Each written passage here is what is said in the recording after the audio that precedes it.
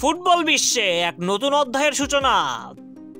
2006 সালের পর প্রথমবারের মতো ফিফপ্রোর বর্ষসেরা বিশ্ব একাদশে জায়গা পাননি আর্জেন্টাইন মহাতারকা লিওনেল মেসি। টানা 17 বছর ধরে ফুটবলারদের ভোটে নির্বাচিত এই একাদশে মেসি ছিলেন অপরিহার্য। তবে 2024 সালে এসে ভেঙেছে সেই ধারাবাহিকতা।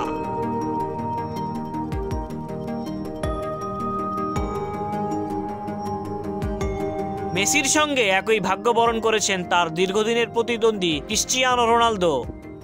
যদিও এই দুই কিংবদন্তি খেলোয়াড় 26 জনের সংক্ষিপ্ত তালিকায় ছিলেন, তবে চূড়ান্ত একাদশে জায়গা পাননি। ইউরোপের বাইরের লিগে খেলা খেলোয়াড়দের মধ্যে সংক্ষিপ্ত তালিকায় একমাত্র মেসি ও রোনালদোই জায়গা করে নিয়েছিলেন।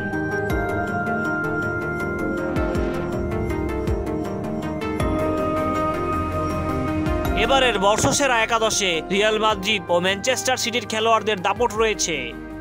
রিয়াল মাদ্রিদ থেকে 6 জন এবং ম্যানচেস্টার সিটি থেকে 4 জন খেলোয়াড় এই জায়গা গড়ে তুলেছেন।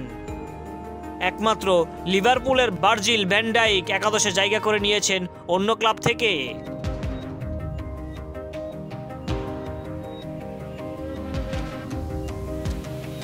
ফিফপ্রোর এই বর্ষসেরা একাদশ নির্ধারণে বিশ্বের 70টি দেশের 28,000-এর বেশি পেশাদার ফুটবলার ভোট দিয়েছেন।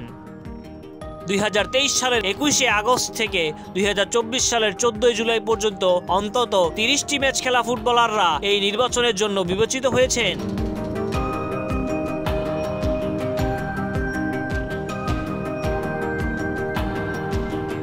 এই একাদশ ফুটবল বিশ্বে রিয়াল মাদ্রিদ ও ম্যানচেস্টার সিটির আধিপত্যের প্রতিফলন। তবে মেসি রোনালদোর যুগের অবসান নিয়ে আলোচনা চলবে আরো বহুদিন।